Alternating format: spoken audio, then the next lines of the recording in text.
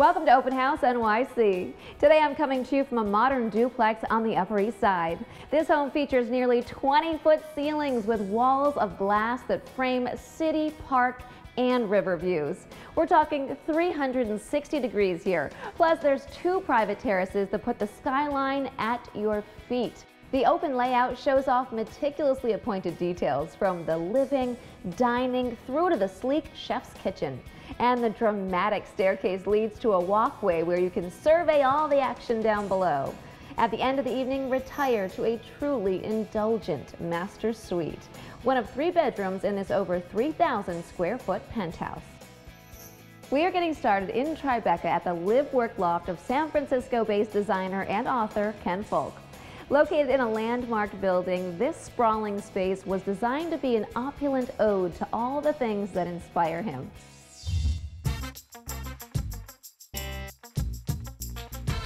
Hi, I'm Ken Fulk, and I run a creative agency here in New York and in San Francisco. I want to welcome you here to my home in Tribeca. People often ask me if I have a signature style, and I don't really like to think so, but personally, for my own aesthetic, I really like a rich, layered, textured feel.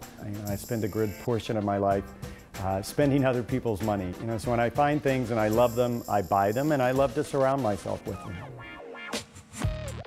So the loft is a huge, wide open canvas.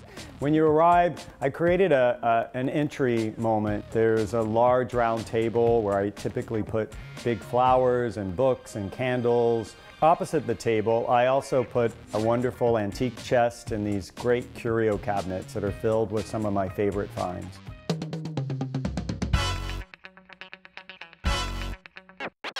Since I not only live in the loft, but we also work here, I needed a space that we could gather to work individually and with clients. The library area is that space. We have 2 big, large tables surrounded by these wonderful swivel chairs and some bookcases. They're from the New York Public Library. You'll notice on top of it are these 2 iron horse heads. It's actually a signature that I bought from our San Francisco studio where we have a collection of them. Really, the anchor of the entire loft is this enormous mid-century sofa. It is, in fact, perhaps the largest sofa that I've ever seen. I covered it in a beautiful emerald green velvet. It really is a wow moment. I love animals. Not only do I have a bevy of golden retrievers, but I'm drawn to them as objects. And one of my favorites is an eagle lamp that I have here in the living room. If there's one thing in the house that I would take with me if the house was literally on fire, that might be this Fornasetti round table. It's one of my favorite items. I've owned it for years. The table's covered in malachite with these interesting gold medallions. And I surrounded the Fornasetti table with a set of 1960s Italian lucite and brass dining chairs.